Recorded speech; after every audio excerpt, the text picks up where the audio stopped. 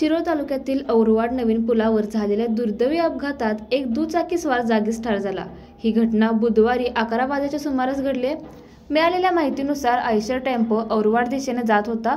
याच दिशेने एक दुचाकीही निघाली होती। पुलावर पोहोचताच मोटरसायकल आणि आयशरमध्ये जबर धडक झाली। या भीषण अपघातात दुचाकीस्वाराचा जागीच मृत्यू झालाय, तर मागे बसलेली महिला गंभीररित्या जखमी झाली आहे। अपघातानंतर स्थानिक नागरिकांनी घटनास्थळी मोठी गर्दी केली। घटनेची माहिती मिळताच पोलिसांनी घटनास्थळी धाव घेतली। अपघातानंतर आयशर ट्रक चालकाला स्थानिक नागरिकांनी पकडले आणि पोलिसांच्या हवाली केले। या घटनेचा अधिक तपास पोलिसांकडून होत आहे। या भागात वारंवार अपघात घडत असताना या मार्गावर माती आणि मुरुमाची मोठ्या प्रमाणात वाहतूक सुरू असते।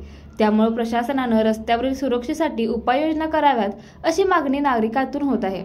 लाईव्ह मराठीसाठी कुरुंदवाडहून कुलदीप कुंभार।